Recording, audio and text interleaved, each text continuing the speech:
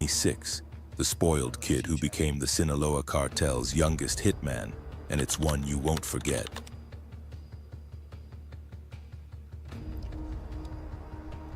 Raul Meza Torres was born in 1991 in Culiacan, Sinaloa, the heart of Mexico's drug world. From the start, his life was anything but normal. His father, Raul Meza Ontiveros, better known as LM6, was a powerful figure in the Sinaloa cartel. His mother, Aida Torres Felix, came from a bloodline just as notorious. By a tribute, danger was just another part of life.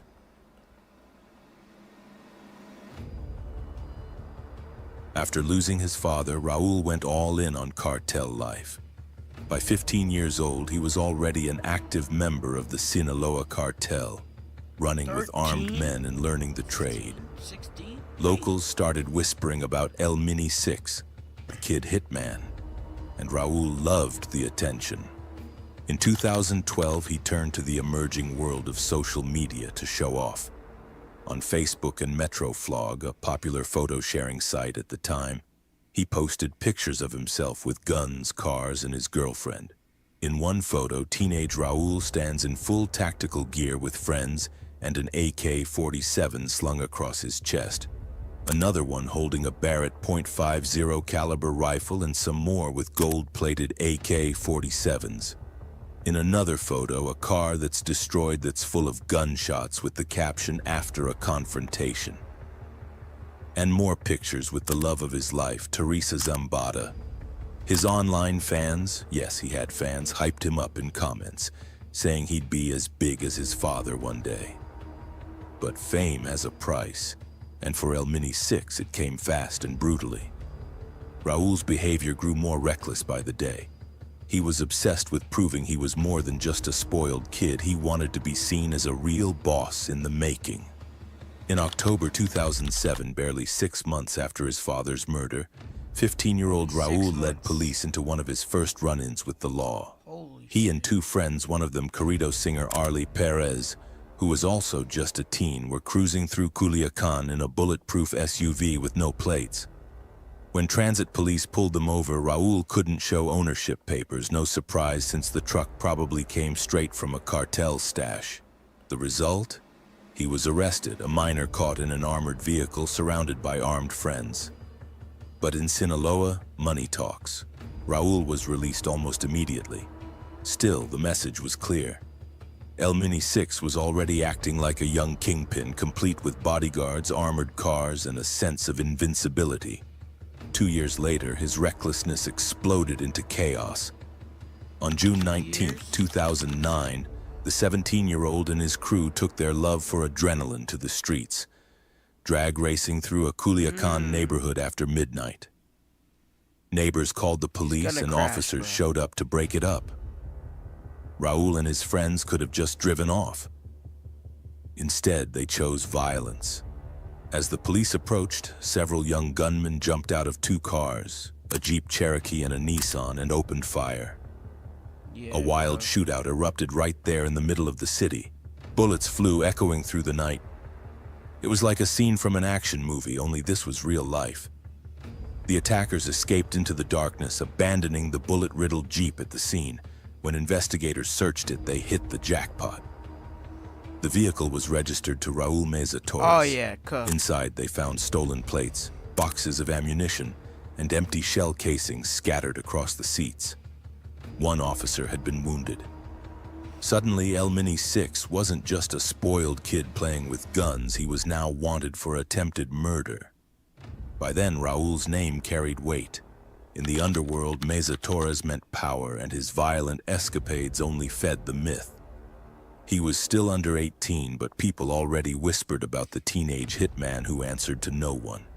He partied hard, raced fast, and shot first. And Raul wasn't alone.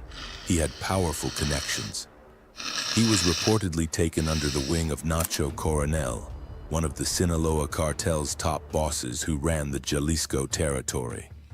That meant by 2009, Mini 6 was already moving beyond his hometown. He was meeting with high-level cartel figures in Guadalajara, a clear sign they were grooming him for something bigger. A kid who should have been finishing high school was instead sitting in meetings with a veteran drug lord. Raul was being fast-tracked through the ranks. He had the family name, the attitude, and now the trust of kingpins. By April 2010, Raul Meza Torres was getting closer to his end. He was 18 years old, armed to the teeth and riding high on cartel business in territory far from home. The Mexican military and police were actively hunting cartel figures like him, and Raul wasn't exactly keeping a low profile. Still, what happened on April 25, 2010 came as a shock. It was the early hours of a Monday morning in Zapopan, Jalisco, a suburb of Guadalajara. Raul and 22-year-old Fidel Rojas Felix were cruising through the dark in a Dodge Ram pickup. Little did they know their life of fast cars and guns was about to reach a violent end. Shortly after 3 a.m., a pair of municipal police officers on routine patrol spotted the Ram truck driving suspiciously through the Los Aguilas neighborhood. The officers decided to pull it over for what should have been a simple traffic stop. For a moment, Raul could have played it cool, but that wasn't his style. As one officer, Jaime Vicente Morales Dominguez, approached the driver's side, Raul and Fidel stepped out holding handguns. They even fired a few shots into the air, taunting the cops and trying to scare them off. The police shouted for them to calm down and surrender, but Raul was past the point of turning back.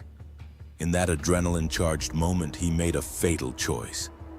He raised his 9mm Colt Commander and shot Officer Morales in the head, killing him instantly. Raul had now murdered a police officer.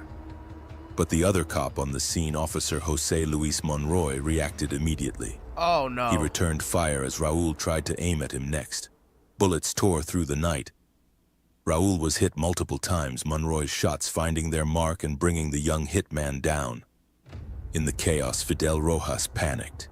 He watched his friend collapse, then ran, climbing onto a nearby rooftop to escape. Minutes later, backup units surrounded the area and found Rojas hiding on the roof. He was arrested without further resistance. Police recovered Raul's pistol and Rojas's .38 Super, along with magazines of ammunition scattered across the truck's interior. As for El Mini 6, he lay bleeding on the ground as officers called for an ambulance. They rushed him to a private hospital, fighting to save his life, but it was too late.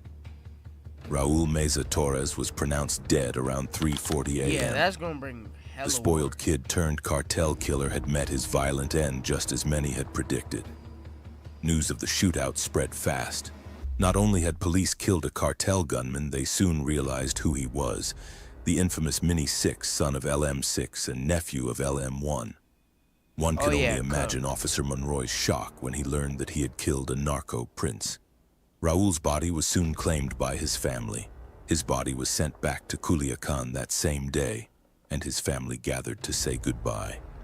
3 days later, they laid Raul to rest in a silver casket under tight security as mournful corridos played in the background. He was only 18. In just a few years, Raul went from a rich kid to a wanted man, and then he was gone. In death, El Mini 6 quickly became more than just a name. The same narco culture that shaped him in life turned him into a legend. Almost overnight, new corridos started appearing, celebrating his life and violent end. Some of those songs had even been written while he was alive. One came from his friend, the young singer Arly Perez. Another by Los Bucanas de Culiacan praised his military style, his love for action, and the famous AK-47 he loved to pose with. Raul El Mini 6 Meza Torres lived fast and died young. Born into privilege, he died trying to prove himself. One day he was posting photos with guns, the next he was gone. Subscribe to Informe Secreto to continue exploring the hidden stories behind power. Real stories told unfiltered. Because what you don't see also controls the world. See you soon. Something they love.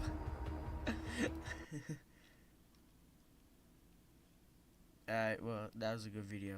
Hope y'all liked that reaction. I wasn't really reacting, but yeah.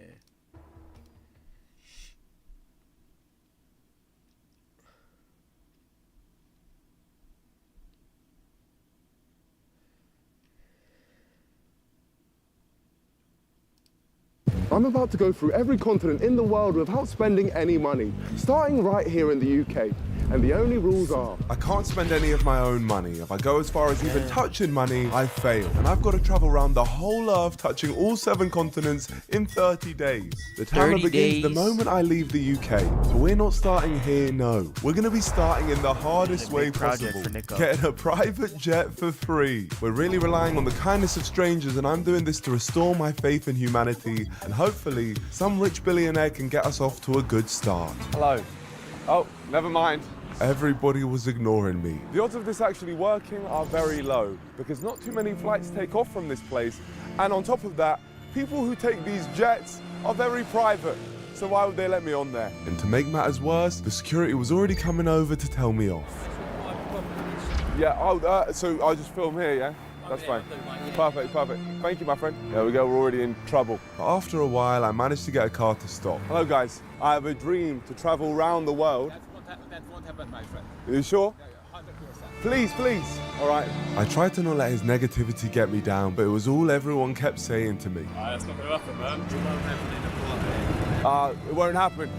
The amount of people telling me that this isn't possible is actually extraordinary. They don't so I believe. guess we have to prove them wrong. Hi. Never mind. Maybe these people were right. Maybe this genuinely wasn't possible. maybe And to keep not. me while I was down, shooting. they called the police on me. You said you can't be in this bit and you're still there. They're just going to come and have a word with you. The police can do that, but I'm not breaking any rules. Thanks for calling the police, I appreciate it. I already have their number. 20 minutes into this challenge and the police are already on their way. Great. Hello, is everything okay? Yeah, what's happening? Basically, I have a dream to travel around the whole world. Right. With no money. Okay. You're going to have issues at a private airport. Pilot's never going to turn around to you and say yes. The airport's never going to say yes. Once they'd finished crushing my dreams, I decided to head to a different private jet terminal. But people weren't even stopping for me here. Oh, I'm fed up with this. I don't suppose you have any knowledge. Oh, I forgot.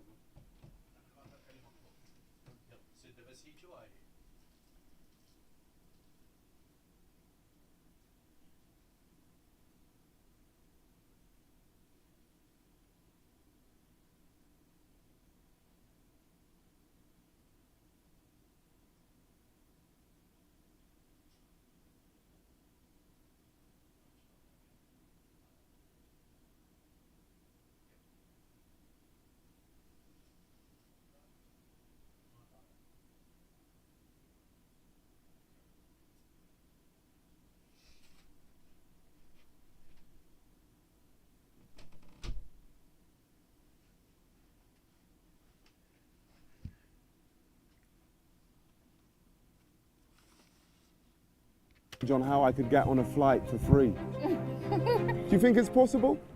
No. Impossible. Impossible. Yeah. You've given me all the motivation I need. I was determined to prove this woman and everyone else who told me it was impossible wrong. So we decided to change tactics and headed to a flight school to speak directly to the pilots instead. Hello. Yes, pleasure to meet you. Right now we're doing a documentary, we're trying to travel around the world. So I'm wondering if there's any opportunity of us flying out from here, if there's any way. I was planning a flight. That might be able to Oh my gosh. To France, that would be absolutely perfect. I knew that coming here was a good move. One conversation and we'd already found a pilot willing to take us. Now they just needed to organize a plane. This is absolutely incredible. I can't believe this. What's his name? Harry. Harry, you know Harry is a legend. Harry's doing his best to make this happen. It might happen. It might happen. Tomorrow is more like. Tomorrow is not going to get you. The airport closes in half an hour. Half an hour. 27 minutes. Yeah. So it wasn't going to be possible tonight, but the next day was looking very promising. Really, really appreciate the help. Thank you so much. Thank you. Thank you. We've built a lot there.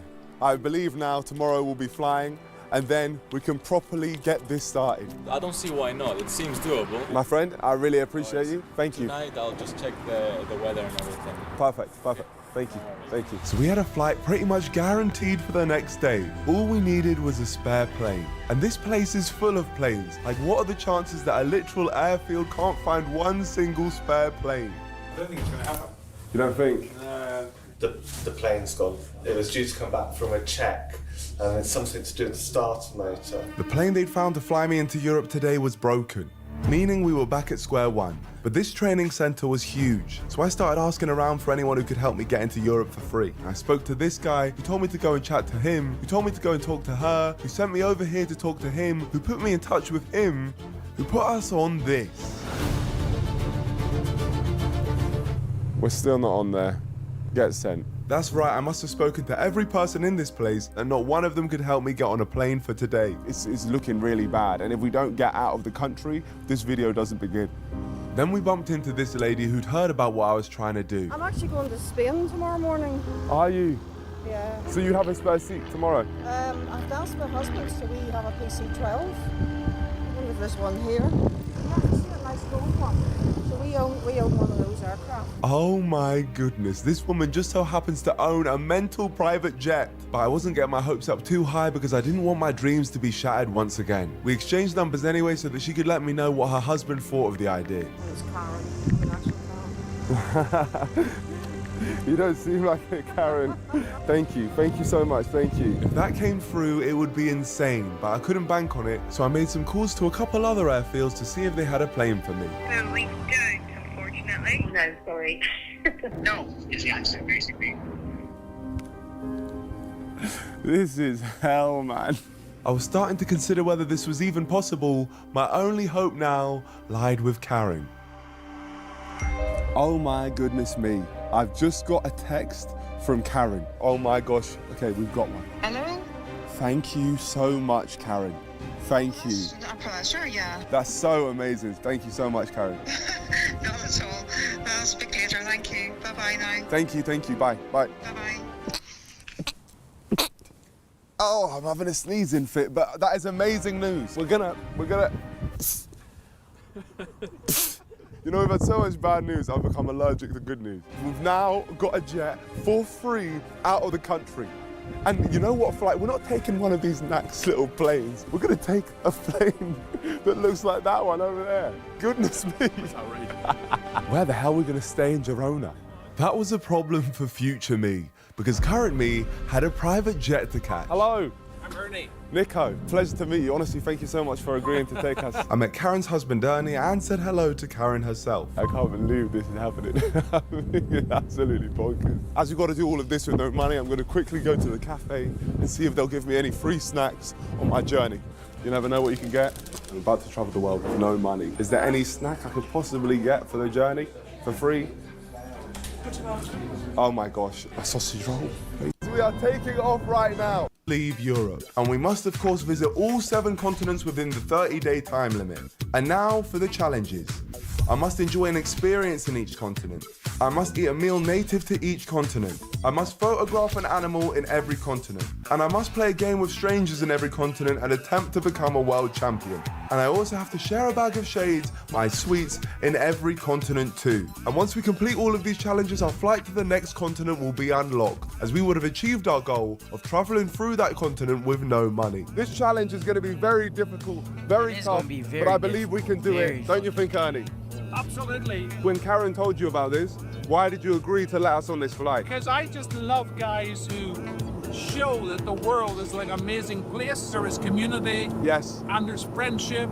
Exactly. And we're fellow human beings. Exactly. I feel like now so many people don't want to talk to each other. Yeah. And what can happen if you do end up having these conversations? It's amazing. As I chatted to Karen and Ernie, I found out that they're actually a rally motorsport duo. I'm not lying. This is literally Karen in the passenger seat. 42 left and 2 right. Instructing